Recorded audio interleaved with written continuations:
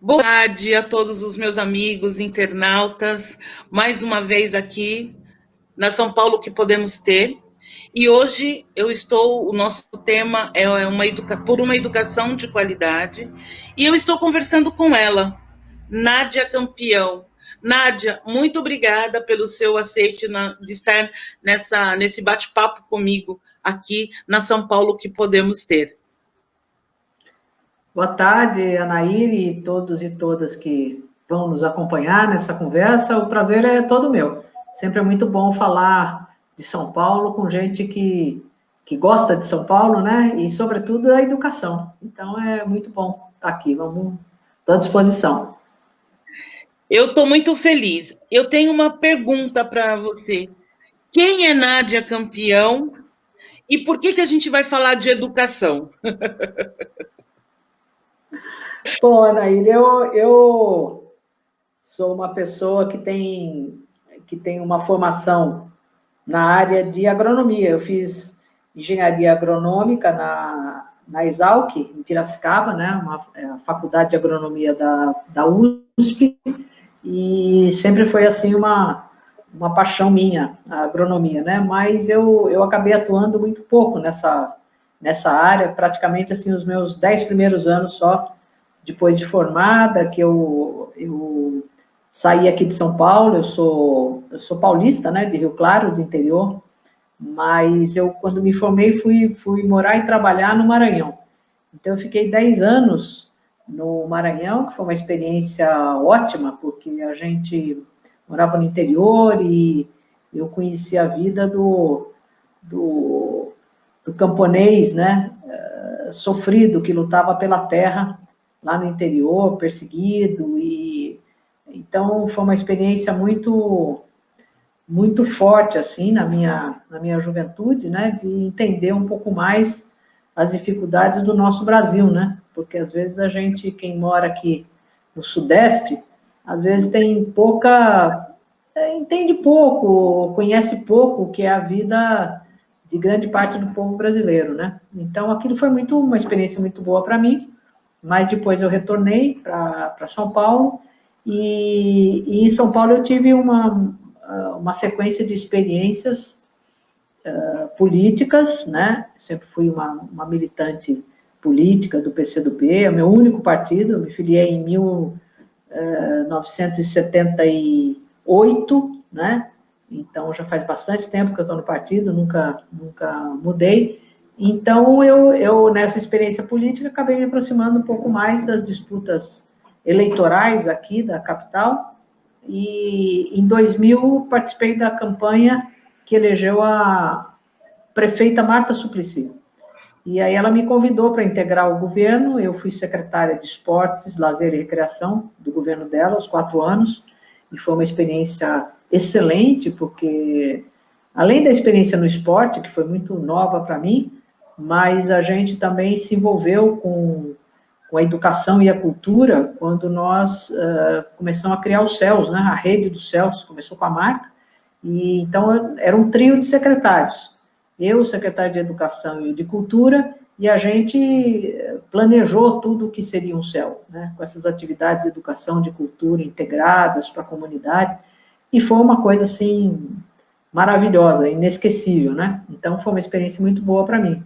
E depois, a minha segunda experiência de gestão pública aqui na capital foi no governo do Fernando Haddad como vice-prefeita. Então, é a experiência mais recente. Depois disso, eu me interessei bastante, sempre me interessei por gestão pública, e depois que saí da prefeitura, ainda fui fazer um curso de pós-graduação em gestão pública, né? E então, escrevi depois um livro sobre cidades, né, que chama Cidades Democráticas, e então eu tenho atuado bastante assim na luta política do país, e mais relacionado com as questões de gestão pública mesmo, né? E educação é por isso, é porque no governo do Fernando Haddad, no último ano, eu assumi a Secretaria de Educação. Então, embora eu não seja de formação da área de educação, né, não sou uma educadora por formação, mas eu fiquei à frente da secretaria e tive uma equipe de educadores e educadoras excelente. A secretaria é uma secretaria que quase anda sozinho, né? O que você precisa é uma direção, vamos dizer, política, uma autoridade política que permita que a Secretaria de Educação se desenvolva, mas a equipe que tem lá é plenamente suficiente para as demandas, né, da educação. Então, foi uma experiência ótima, e a partir daí eu acabei me envolvendo com a educação também. Nádia, nessa sua trajetória, né, qual foi o seu maior desafio em ser mulher, vice-prefeita comunista na cidade de São Paulo? Bom, Nair, o desafio, eu acho que foi o desafio no dia 1º de janeiro de 2013, né, saber que eu seria, por 4 anos, uma das principais responsáveis pela gestão da Prefeitura de São Paulo, né? Quer dizer, vamos dizer, claro que a responsabilidade maior, principal, é sempre do prefeito, né? E o Fernando Haddad era um prefeito muito capaz e muito competente, e dava muita segurança para todo mundo, né? Mas você sempre tem a consciência de que se houver qualquer problema, né, que surja com o prefeito por qualquer motivo, é o vice que assume. Então, na verdade, eu tinha essa consciência de que tinha que estar preparada, né, para poder cumprir esse papel, de substituir ou também de de ter alguma responsabilidade durante os 4 anos. Não me passava pela cabeça que eu só tinha que ficar esperando, aguardando, caso tivesse que substituí-lo por algum motivo. Não, eu achava que participar ativamente da gestão, né, era uma obrigação. Já que eu fui eleita vice, eu tinha a obrigação de trabalhar o máximo que eu pudesse, né, para a população de São Paulo. E só que, para qualquer pessoa que não foi ainda prefeito, governador, ou sei lá, né, que já dirigiu, você, de repente, para pensar e diz, nossa, ainda mais em São Paulo, que tem 12 milhões de pessoas, né? Você fala, meu Deus, isso é um mundo, como é que nós vamos resolver, enfrentar os problemas da cidade? E eu sempre pensava que, principalmente quando a cidade enfrentava muita dificuldade, o problema, por exemplo, no finais do ano, que chove muito na cidade, né? E é uma coisa muito difícil para a população. E às vezes chove Natal, Ano Novo, feriado, né? Quando está todo mundo cuidando das suas coisas, a cidade às vezes está debaixo d'água. E eu tinha perfeita consciência de que todo mundo podia estar fazendo qualquer outra coisa, mas que nós devíamos estar cuidando da cidade e de proteger as pessoas. Então, quem está dentro da prefeitura, quem é prefeito, vice-prefeito e secretário, tem que dedicar, assim, 4 anos da sua vida muito intensamente, porque os desafios são enormes. Então, eu acho que o principal desafio foi me ver e construir uma função, né, para mim, de vice-prefeita, e não ser, de forma nenhuma, nunca uma pessoa que atrapalhasse, e nem que fosse decorativa dentro do governo, né? E acho que esse foi o desafio, e também mostrar que uma mulher podia fazer isso. Quer dizer, às vezes em que o Haddad teve que se afastar da prefeitura, porque ele tirou uns dias de descanso, porque fez viagens internacionais, sempre é aquela coisa, as pessoas olham e falam, bom, o prefeito saiu, mas será que essa vice-prefeita, né? Para homens, eles não teriam essa preocupação, mas uma vice-prefeita mulher, será que ela daria conta? Então, ser mulher é sempre um desafio diferente. Sempre, sempre, sempre nós temos que lutar muito, né? Para mostrar para as pessoas que a gente pode fazer qualquer coisa e fazer bem feito, né? Então, foi um desafio imenso. A Prefeitura de São Paulo é uma coisa que tem todo santo dia, você tem coisa para resolver, entendeu? Mas foi muito bom. Dentro também dessa sua experiência, como pensar um plano municipal de educação na perspectiva de uma cidade democrática, de uma cidade educadora?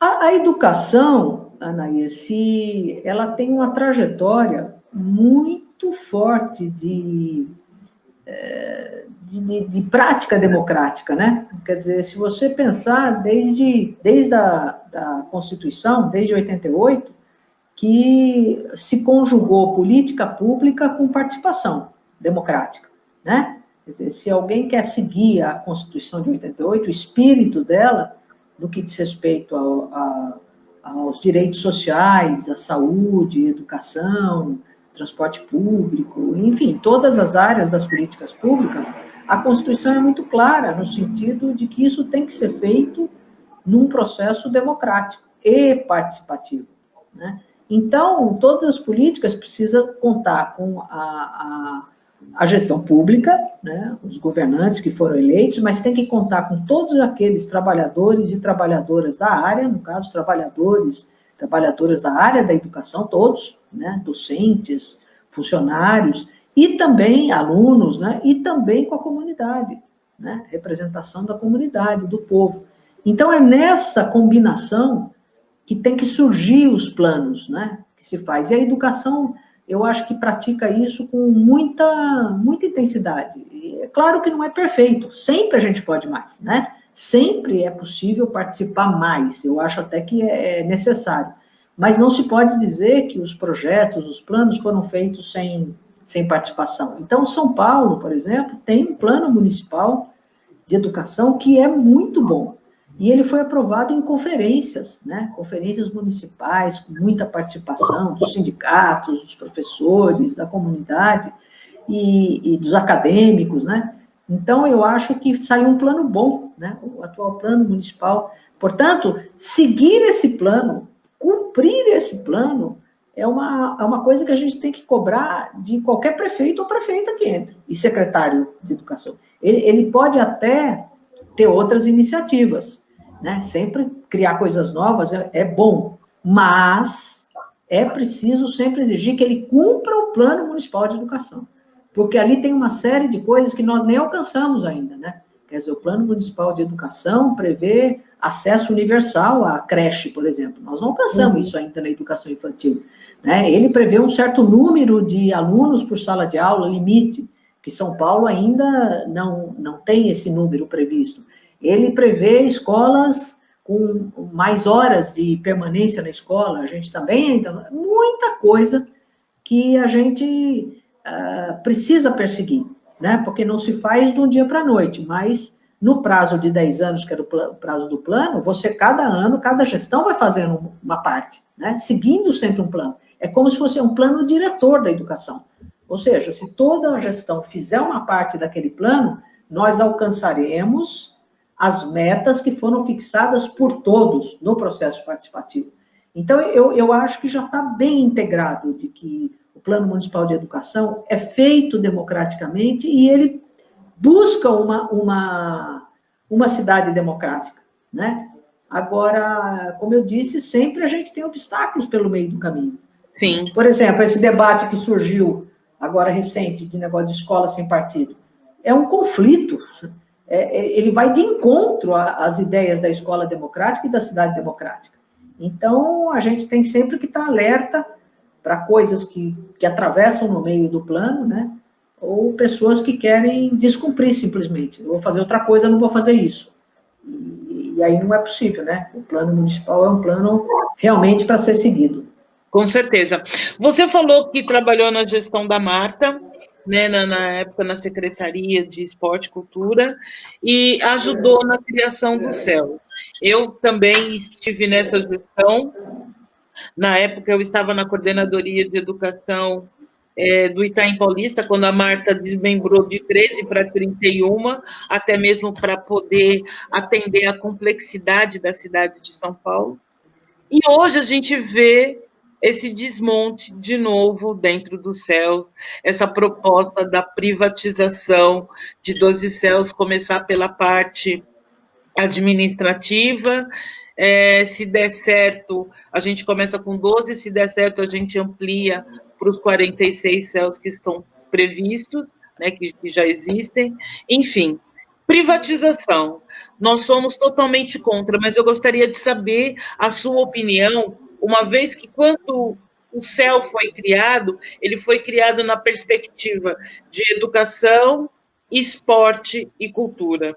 E esse governo quer desmembrar a administração, a cultura e o esporte. Não, eu acho um projeto muito negativo. Eu não tenho acordo com isso, né? Agora, esse tipo de solução, né, que, em geral, o pessoal do PSDB, né, os tucanos e tal, pensam para a gestão pública, é uma marca deles, né? E eu não vejo que nada disso elevou a qualidade do serviço público do Estado de São Paulo. Não vejo, né? Quer dizer, o PSDB governa o Estado de São Paulo já há muitos mandatos, né? Mais de 5 mandatos já, mais de 20 anos, né? Que eles estão à frente do governo do Estado de São Paulo, e é só ver o ensino médio. Só você ver, eles tiveram a oportunidade de implementar muitas experiências para tentar acertar. Porque o Estado de São Paulo é um estado forte, né?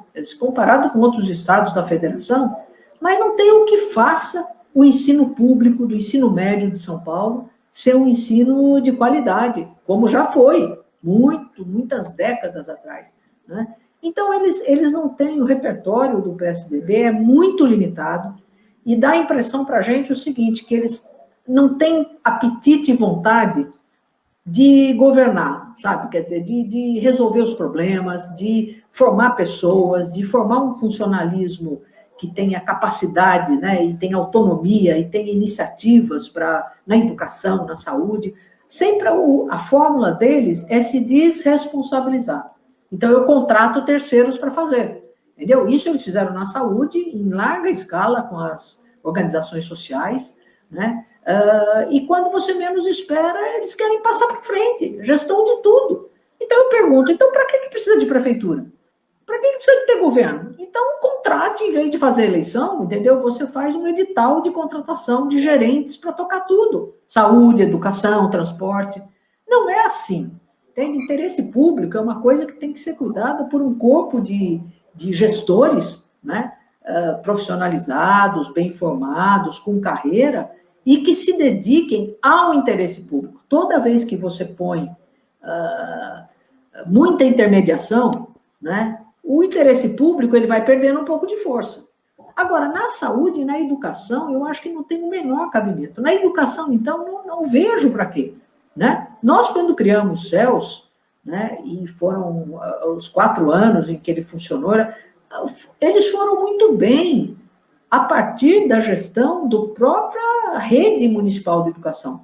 Professores, diretores, gente que administrava o CELS, deu muito certo.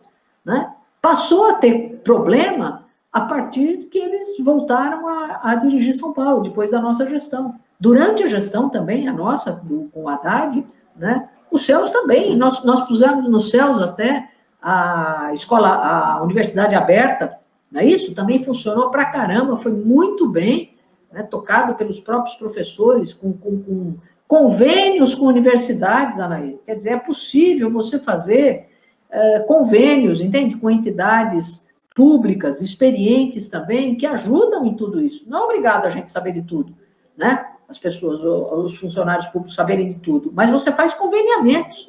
Agora, o que não dá é passar para frente, quer dizer, se desresponsabilizar.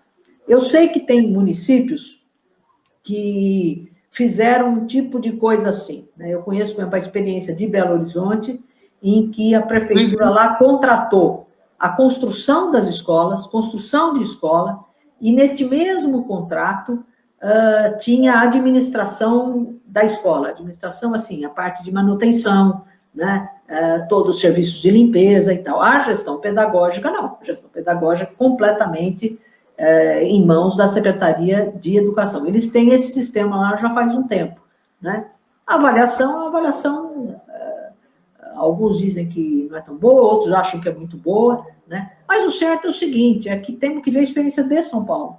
Tinha necessidade disso? Não tem necessidade disso. É possível, nós fazemos como sempre fizemos.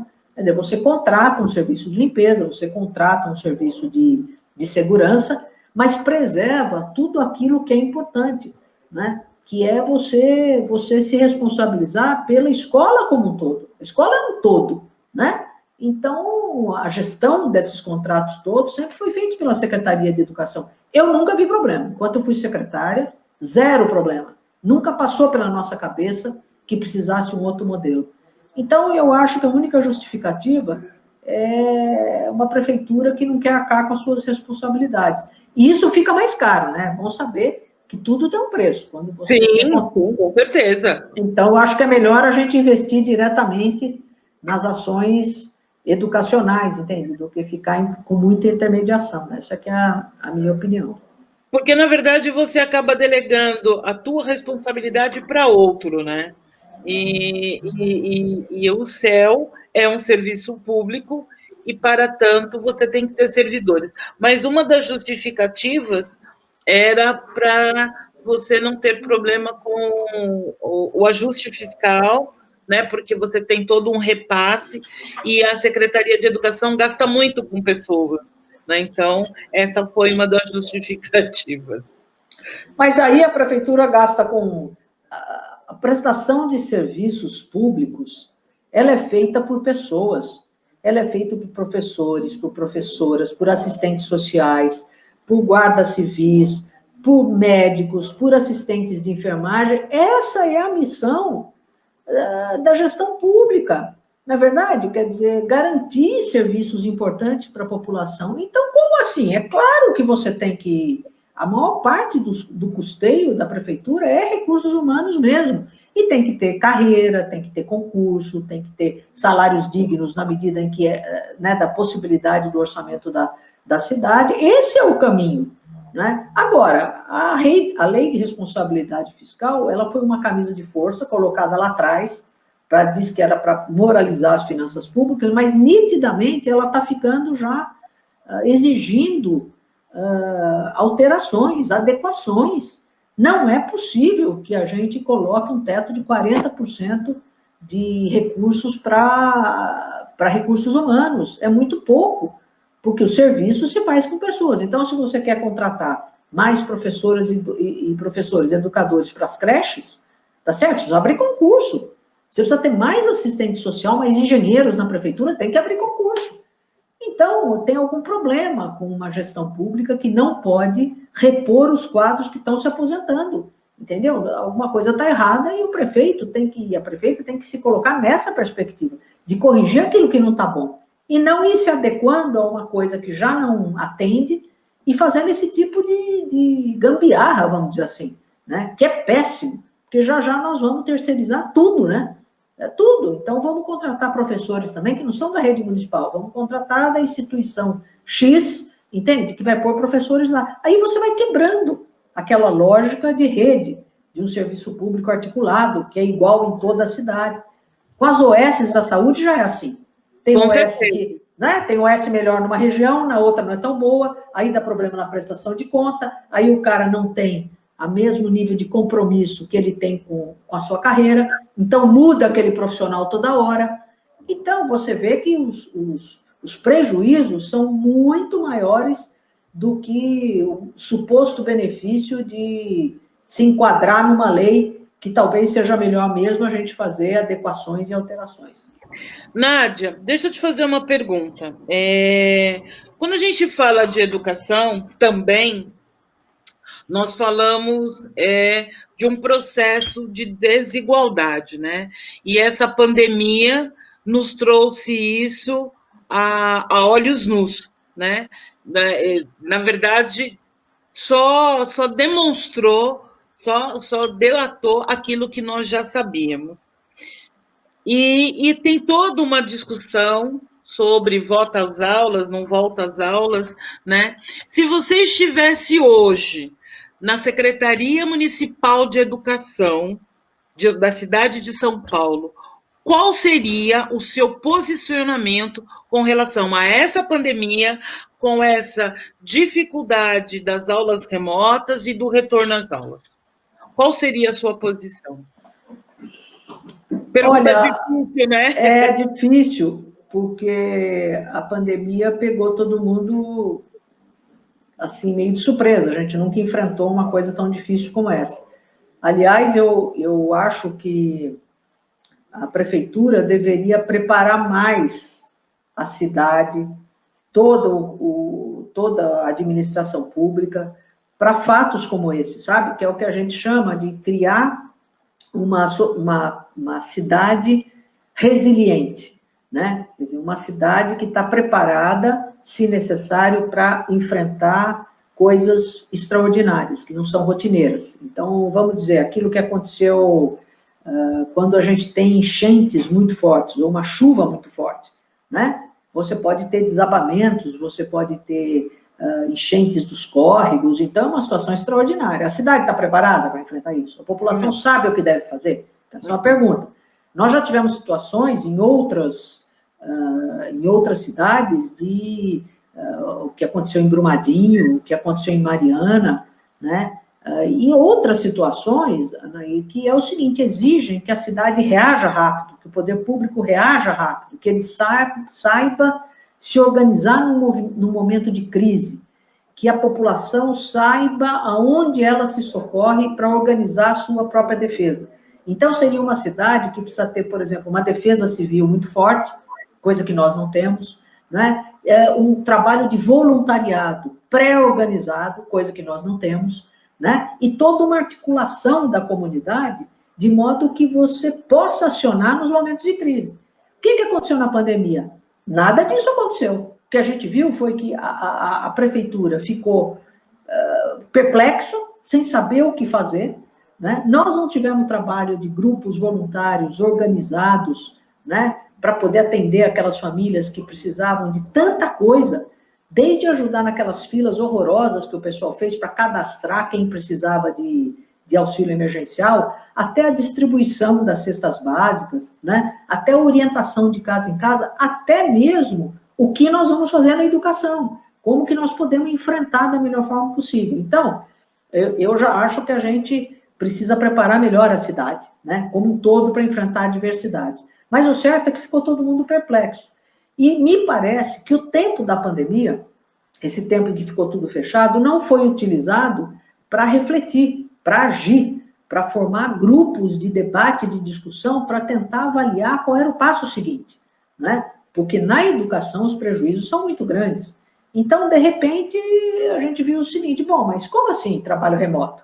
Nem os professores estavam preparados para ministrar aula de forma remota, e muito menos os estudantes, em condição de precariedade, em bairros que têm muita dificuldade, onde nem a internet tem acesso à internet, exigir que os estudantes e as famílias tivessem como acompanhar a aula.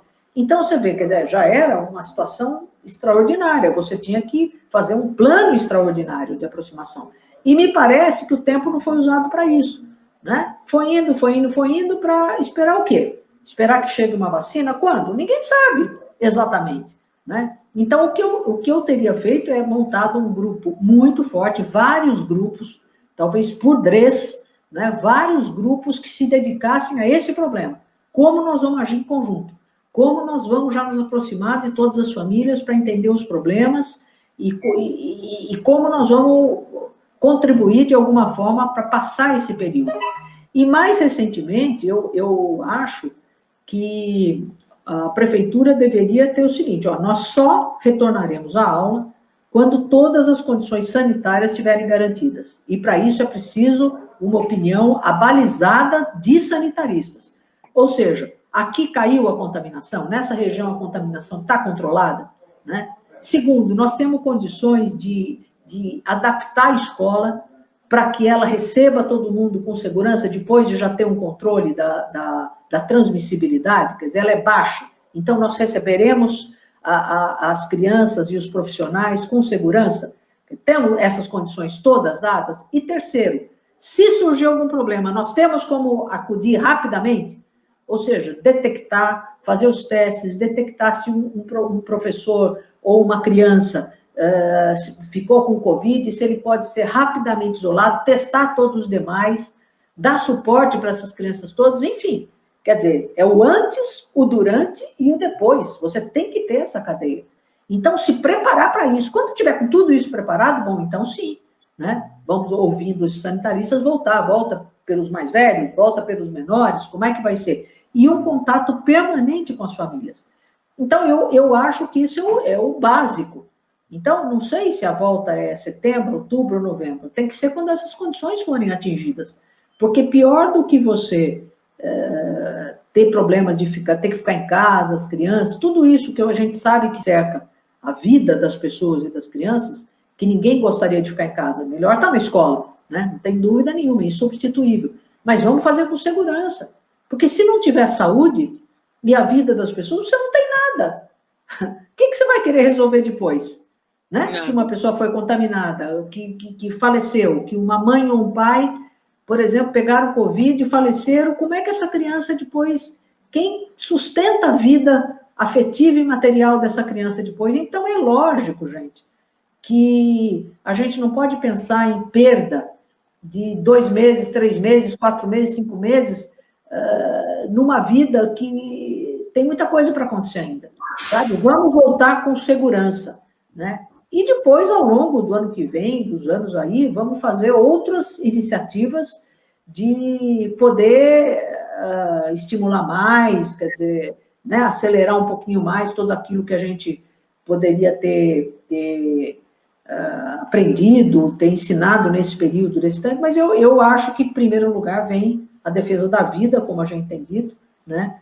Agora, não ficando parado, entendeu, Anaí? Porque isso tudo é certo, defender a vida e tal, mas não ficando parado, quer dizer, não fazendo aquilo que precisa para, quando voltar, as coisas estarem organizadas, sabe? Se essa segurança não tem para professores e professoras, e para as famílias, e para os alunos, como é que vai voltar? Então, eu acho que o mais prudente agora é realmente ter certeza dessas condições para poder retornar. Desses protocolos, né? Porque tem uma discussão muito grande, né, nesse sentido, e algumas pessoas estão dizendo que deveria voltar, que a pandemia não é nada disso, quer dizer, tem todo um discurso negativo, né, dizendo que os professores são folgados. Por outro lado, tem um outro segmento da população que está descobrindo o valor de ser um professor, de ser um educador, né? Porque uma coisa é você estar na sua casa com 2, 3 crianças, né? E outra coisa é você estar num espaço com 30, 40, e essa valorização também acaba vindo de uma outra maneira. E aquelas outras coisas, a gente não dá conta, às vezes, do piolho, que dirá de uma Covid. Pois é. Mas temos que aprender, né? A fazer as coisas mais difíceis, né? Com certeza. Aí, Nádia, vem uma outra pergunta desafiadora para você. Pensar políticas públicas, né, numa cidade como São Paulo é realmente um grande desafio. Mas, na sua avaliação, quais seriam 3 ou 4 políticas públicas necessárias para essa educação que merecemos ter? Eu acho, Anaí, que os desafios que estão colocados para a educação de São Paulo, eles são muito, como é que eu vou dizer assim, muito claros, sabe? É que não é fácil você alcançá-los para toda uma população grande como é São Paulo. Mas eles são conhecidos, ou seja, é preciso que a gente dê acesso pleno para todas as crianças e jovens que precisam estar na escola. Isso é uma obrigação, um dever do Estado, como a gente diz, é um direito da população, e nós precisamos garantir que ele seja efetivo. Ou seja, a educação infantil, né, o ensino fundamental, vaga para todo mundo. O ensino, educação infantil, vaga para todas as crianças que precisam. Eu estou falando de crianças de 0 a 5 anos, 6 anos, tá certo? Quer dizer, antes do ensino fundamental. Portanto, eu estou falando das conhecidas creches, né? Mas os centros de educação infantil, né, que a gente ainda não tem para todas as crianças. Nós temos ainda crianças precisando, querendo ingressar na educação infantil e não conseguem. Isso é um problema, isso sim é um problema. Por quê? porque é de 0 a 3 anos. A criança, em 3 anos, ela deixa de ter 3 anos, ela tem 4, tem 5, e aí vai entrar, né, já no ensino fundamental. Então, é um tempo que você não repõe. Então, o grande desafio para São Paulo é garantir que toda criança de 0 a 3, né, cuja família quer entrar, quer inscrevê-la no Centro de Educação Infantil, ela tem essa proteção. Porque essa é um período especial, e a gente sabe que o que eu conheci em São Paulo, as creches de São Paulo e tal, eu teria confiança total de um filho meu, um neto meu, ir para essa escola pública, né? Eu tenho um neto em Belo Horizonte que frequenta a creche pública e é ótima também, né? Então, é o seguinte, quer dizer, é importante, ali tem um trabalho acompanhado por educadores, ali tem uma alimentação que tem que ser cada vez melhor, ali tem uma proteção durante o dia todo, ali tem convivência com outras crianças, né? Ali tem as brincadeiras, tem estímulos importantes. Então, eu acho fundamental. Por quê? Numa sociedade tão desigual como a nossa, certamente você tem muitas situações em que as crianças ficam, né, desprotegidas, às vezes não tão bem cuidadas, por mais que o pai e a mãe queiram, mas eles têm que trabalhar, eles não têm com quem deixar. Então, enfim, eu acho que um grande desafio é o seguinte: universalizar, né? Quer dizer, ter para todas as crianças. O segundo desafio é que essa educação seja de qualidade, né? Não é qualquer educação que nós queremos uma coisa de qualidade. Então, aí a gente investir energia nisso, investir recursos, né? Cada vez mais na formação dos educadores e educadoras, né? Que eles tenham mais tranquilidade, que tenha menos aluno por aula, que eles não precisem ficar correndo de um canto para outro, né, que é uma coisa que estressa os professores, que eles tenham tempo de preparar suas aulas, que eles tenham tempo de fazer a sua formação, né, que sejam remunerados dignamente, um piso, né, importante, uma evolução de carreira, né, e que a gente invista na estabilidade do corpo docente e profissional das escolas, porque o que eu percebi nas escolas da capital é que aquelas que tinham um resultado final melhor de aprendizagem, mesmo que esse medido por IDEB, que é muito relativo, mas vamos considerar esse, né? As escolas que tinham um desempenho melhor, né, de aprendizagem são as escolas em que tem projeto pedagógico, em que todo mundo se reúne e discute, em que a comunidade participa, em que a diretora já estava lá há bastante tempo, conhece todos os professores, eles se conhecem, planejam junto as aulas, planejam, inclusive, os espaços físicos da escola, né? Quer dizer, então, que tem uma relação forte com a comunidade, que presta atenção ao que está acontecendo com os alunos. Isso é fator fundamental para a qualidade, né? Dá resultado. Então, nós temos que propiciar isso para todas as escolas de São Paulo. Então, a qualidade é uma coisa muito importante. Eu acho que eu retomaria, por exemplo, o pleno funcionamento dos CELS, como era o pensamento original. Escolas abertas para a comunidade, com muita cultura, muito esporte, né? E que elas referenciassem as escolas do entorno. Quer dizer, as escolas do entorno daquela comunidade também se apropriariam desses CELS. Então, acho que isso é um estímulo também para a educação de qualidade, a educação diversificada, né? Quer dizer, a educação tem que ter cultura, a educação tem que ter atividade física, tem que ter música, tem que ter teatro, tem que ter, né, biblioteca, isso tudo para você cativar as crianças e os jovens, né? Então, eu acho que a gente, para você evitar a evasão, né? Então, eu acho que a gente investir na qualidade é muito importante. E depois disso são os desafios de a gente usar adequadamente novas tecnologias.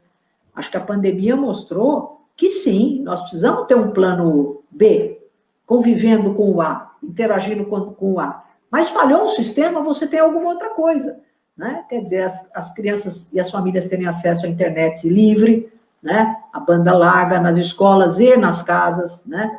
Que tenham os equipamentos, que tanto professores como alunos saibam usar esses equipamentos, e de modo que você pode até, mesmo sem pandemia, ter algumas atividades remotas, complementares, em outros horários, enfim, usar a tecnologia a nosso favor e introduzir na educação elementos de permanente combate à desigualdade de gênero, de raça, né? um currículo mais interessante, exercer a democracia nas escolas, isso é um outro desafio. Então, eu acho que não são coisas tão novas, mas é o que nós precisamos, né? Tão novas e tão absurdas, né? Não, pelo contrário, né? Elas são muito óbvias e necessárias. Né? E a educação de jovens e adultos, né? Porque também é um outro desafio muito grande que nós temos na cidade de São Paulo, né? Nós temos uma população de analfabetos funcionais, né, ou pessoas que não terminaram a sua escolaridade por N motivos, um percentual que chega beirando uns 40%, 45% da população. É um índice muito grande. Né? Então, como pensar essa educação de jovens e adultos nessa perspectiva dessa cidade educadora, Nádia? Nós temos que dar toda a força para a EJA, né? Escola de Jovens e Adultos, de uma forma que ela esteja próxima de onde está a demanda, né? Não pode ter poucos polos, tem que ter muitos polos de EJA, porque as pessoas não podem ter que se deslocar muito para chegar numa sala de aula da EJA, tem que estar perto da casa, tem que ser uma coisa que a pessoa pode frequentar depois que ela volta do trabalho, né? Então, tem que ter mais polos, a gente tem que continuar a busca ativa dessas pessoas, porque, aparentemente, é isso que você falou, é uma coisa que fica, às vezes, escondida, né? As pessoas acham, imagina, analfabetos na cidade de São Paulo, como assim? De jeito nenhum, né? Mas a verdade é que tem, né? Tem muita gente, é isso que você falou, analfabetismo funcional. Na verdade, a pessoa fez alguns anos, né, do ensino fundamental, saiu a uma certa altura por problemas diversos, problemas familiares, problemas de saúde, problema de trabalhar precocemente, né? Então, quer dizer, quanta gente tem, quantos homens e mulheres tem que não concluíram nem o ensino fundamental. E, portanto, sabem, assim, o beabá, entende? Às vezes é isso, sabe assinar um nome, sabe ler um letreiro, uma coisa assim, mas não tem as ferramentas, né, importantes para enfrentar uma porção de oportunidades que a vida lhes fornece, né? Quer dizer, a pessoa tem dificuldade para acessar qualquer conteúdo de maior exigência científica, de ler um texto com mais profundidade, portanto, é uma limitação enorme para se comunicar, seja oralmente, seja através da escrita, então, muito insuficiente para tudo na vida, né? Para você continuar aprendendo sempre, né? Para você ter sucesso também no trabalho, na sua vida, é uma formação importante.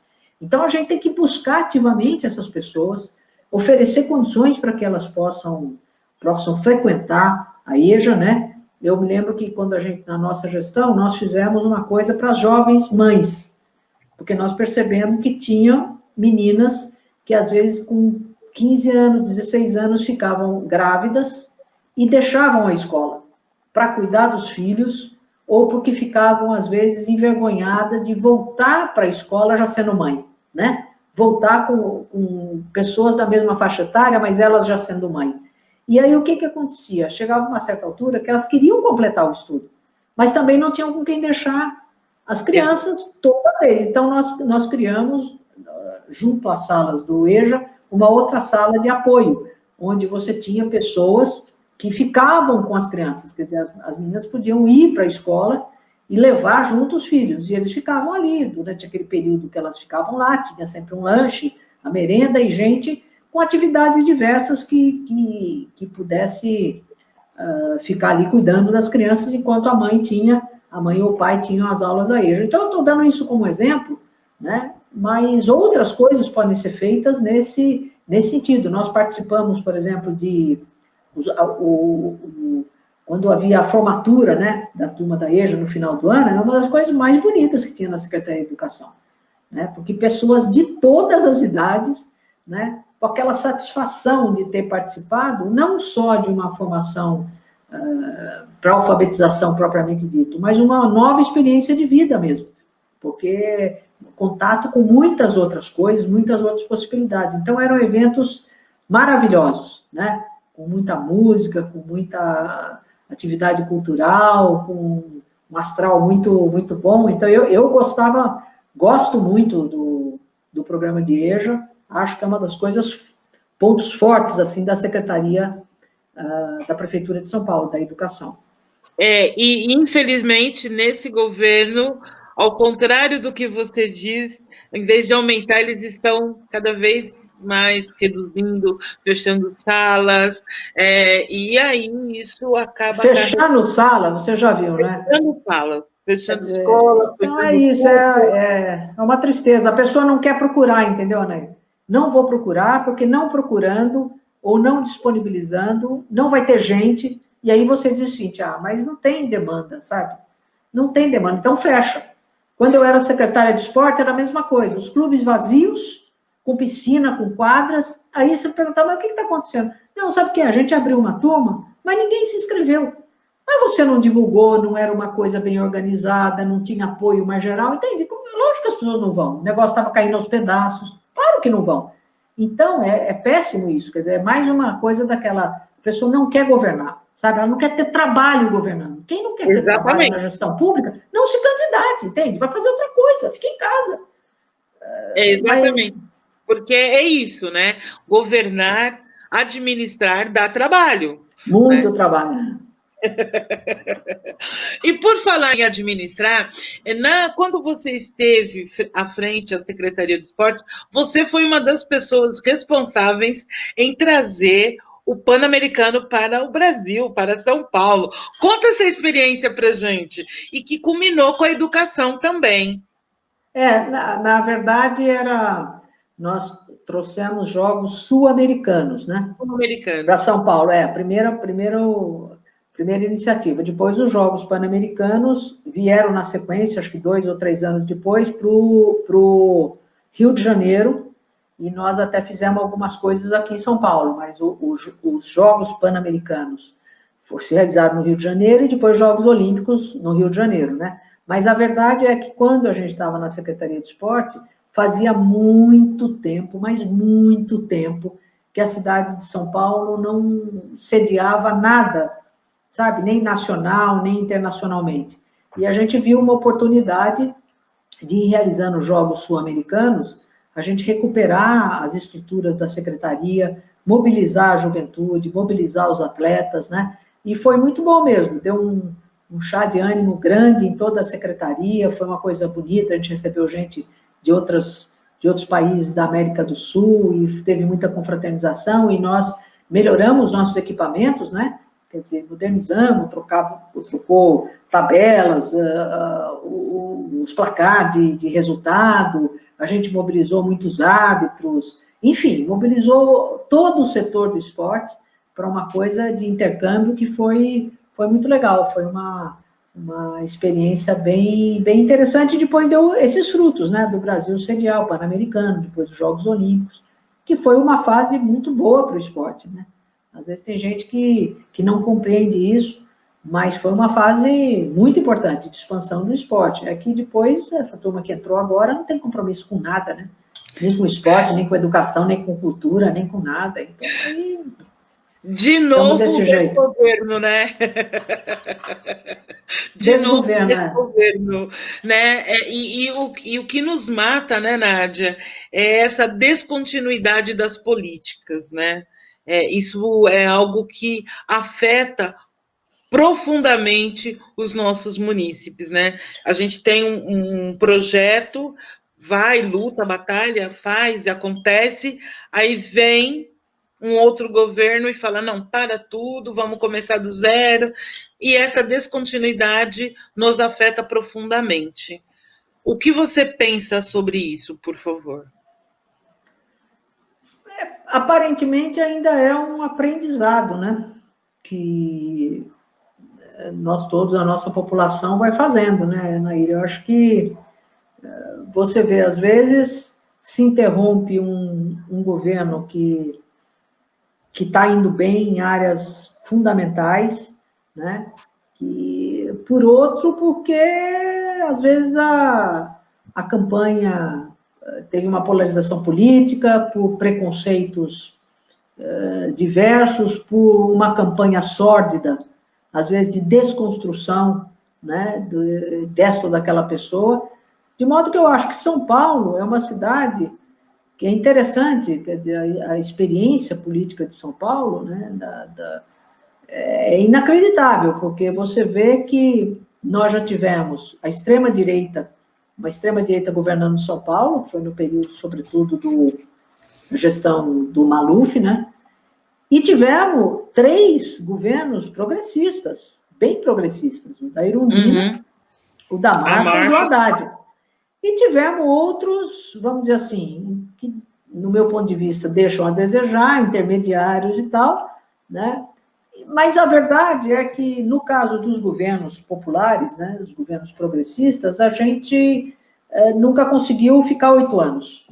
Exatamente. Em outras cidades em que esse governo conseguiu ficar 8, 12, 16, até 20 anos, tem muita cidade isso, mudou a face da cidade, né? Por conta desse compromisso com políticas públicas, com o direito das pessoas, o compromisso social, investir em saúde, em educação pública, né?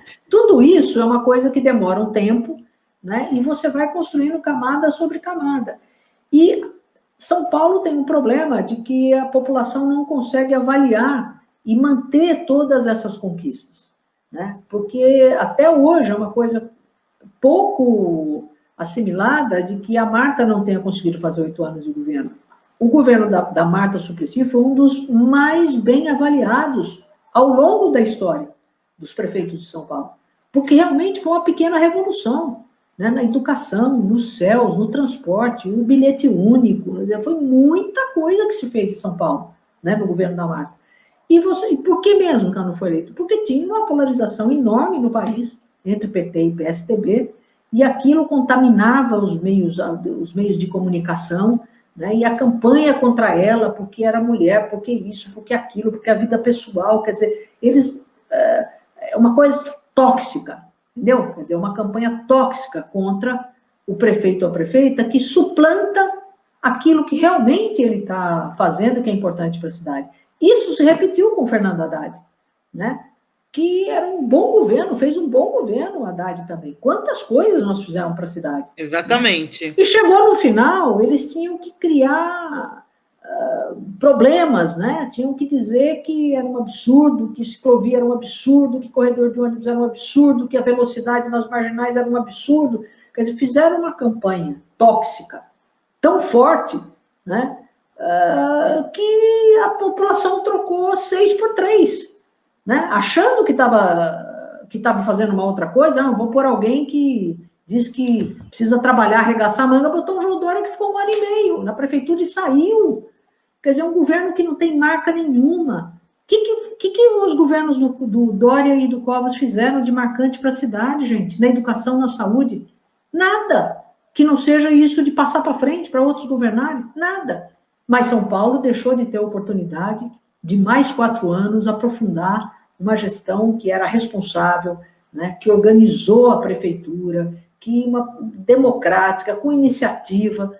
Então, quer dizer, acho que a experiência do povo de São Paulo é uma coisa a ser investigada, porque agora, quando a coisa fica muito ruim, que tudo volta para trás, que tudo é desconstruído, aí parece de novo que é preciso o pessoal percebe assim, opa, é aquele pessoal, né? O pessoal que conserta educação, saúde, que gosta de governar, que vem para as periferias e tal, é esse pessoal. Então, traz de novo, e às vezes a gente ganha a eleição de novo, já ganhamos 3 vezes. Mas uma hora, São Paulo tem que desempatar isso aí, para que essas políticas tenham continuidade, porque a desconstrução é muito forte. Né? Eu concordo com você. E nessa perspectiva, né, voltando um pouco à questão da educação, e que a gente sabe que é a porta da transformação, né? Porque educação transforma, educação liberta, como diria o nosso querido Paulo Freire, né? Educação emancipadora. Nós não podemos pensar numa educação emancipadora quando a gente tem ainda muitas questões de racismo, sexismo, homofobia, né? E xenofobia.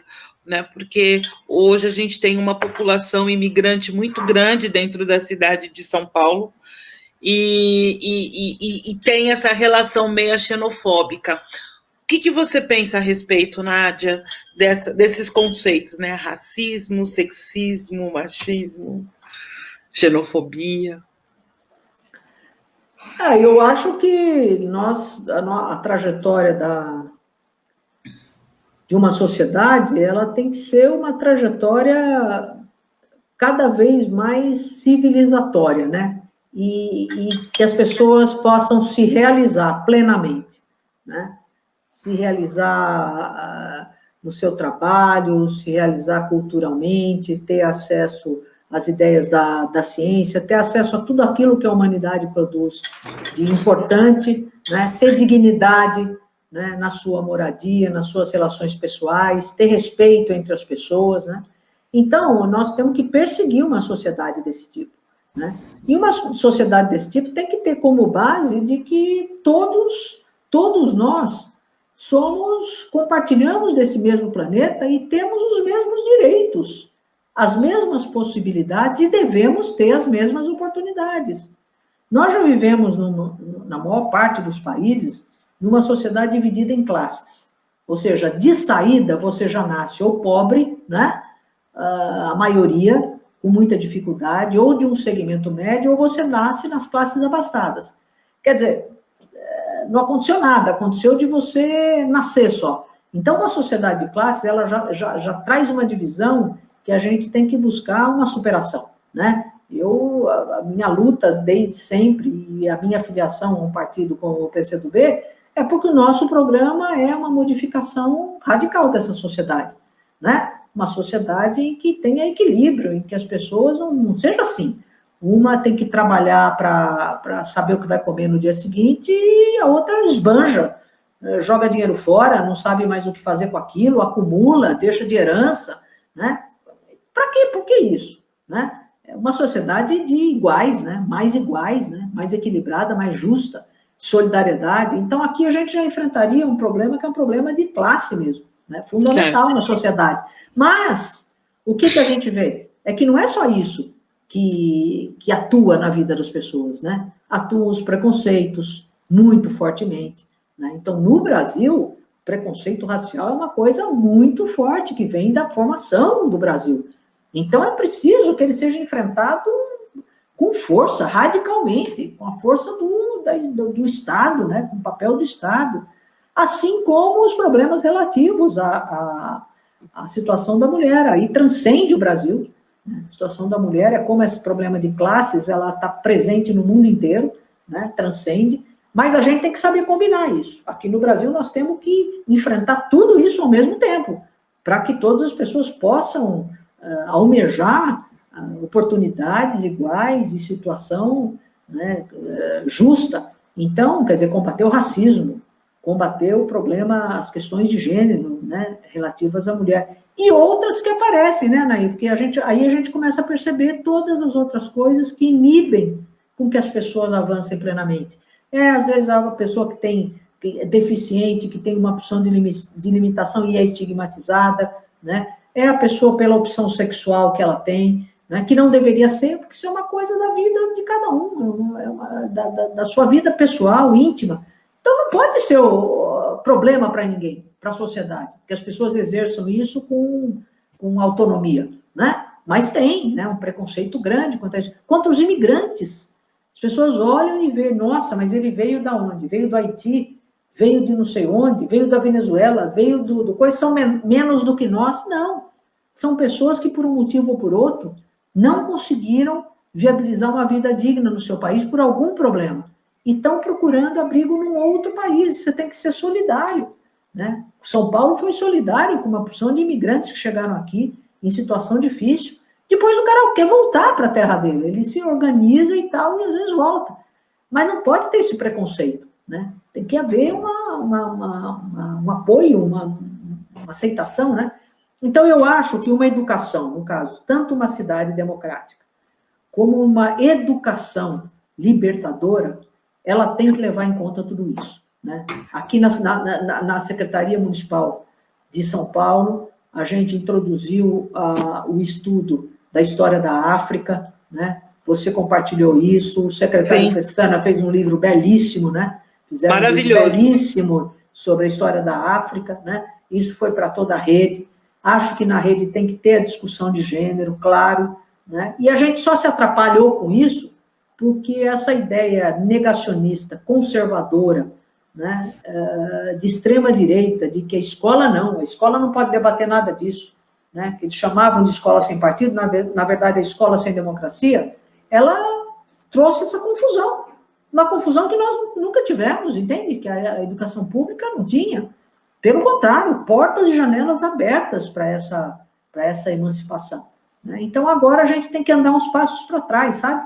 Tem que travar umas lutas que poderiam já estar superadas, mas faz parte, eu acho que a gente...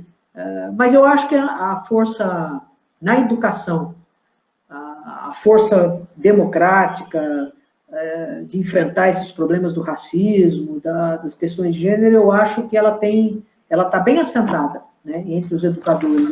Eu sou confiante nisso. Eu também. Também quero estar confiante, né? Porque a gente tem a Lei 10.639 e a Lei 11.645, que também traz a questão indígena, e a gente tem muita dificuldade, né? Parece que são pautas que não são viabilizadas, são em datas, em momentos, em períodos específicos, e depois não se fala mais. Nádia, estamos chegando ao final do nosso bate-papo. Eu quero te agradecer imensamente as contribuições. Tem muita gente aqui que nos está nos parabenizando. A Tereza Cristina, que era lá do Céu Caminhos do Mar, que trabalhou com a Marineusa, está mandando um abraço bem grande para a gente. Diz que nós éramos felizes e sabíamos. É verdade. A Paulette... vai voltar, isso vai voltar. Vai voltar. A Paulette Militão está falando boa tarde, meninas lindas. Olha, adoramos. O Joseph, enfim, desejando boa tarde, dizendo que o bate-papo foi bom. Nádia, eu queria que você fizesse as suas considerações finais e que você deixasse um pensamento para a gente. Olha, o pensamento é o que eu acordo todo dia de manhã achando que se tem alguma coisa que está ruim no país, que é a nossa união, a nossa determinação, a vontade de tanta gente boa que tem, né? A gente tem que perseguir isso e isso vai prevalecer, né? Não tem nada que dure para sempre, não, essa coisa feia que eles estão fazendo no Brasil, de forma nenhuma, né? A gente conhece tanta gente como você, Anaí, que se dispõe aí a enfrentar uma candidatura, né, como vereadora de São Paulo, para levar essas ideias, para que a voz seja ouvida, para que a gente tenha na Câmara de Vereadores gente que faça isso tudo que a gente tá falando, né? Defender uma educação de qualidade, libertadora, os direitos da população. Então, eu acho que a gente tem que confiar nessa luta, confiar na consciência das pessoas, que todo o trabalho que a gente faça de debater, de discutir, de explicar, ele dá frutos, né? E que as pessoas vão comparando as coisas, né? O que elas já tiveram, como é que pode ser, né? A gente acreditar nisso, né? Acreditar que essa luta nossa dá resultado. Eu queria desejar para você uma excelente campanha a partir do dia 27, né? Ela começa abertamente, mas eu sei que vocês já estão na luta. Desejar que nós precisamos de mais mulheres negras na política, né? Com toda essa determinação e essa força que você tem, viu? Muito sucesso e um grande abraço para todos e todas que nos acompanharam. Saudade de todo mundo. A Mari está mandando um beijo, verdade, aula aberta de esperanças e perspectivas de futuro. Gratidão. Gratidão, de verdade, Nádia, muito obrigada. Eu anotei bastante coisa que você disse aqui, isso já está aqui comigo e já está fazendo parte da minha proposta de governo. Muito obrigada e que a gente tenha outras oportunidades juntas. Certamente. Um beijo. Beijo, gente.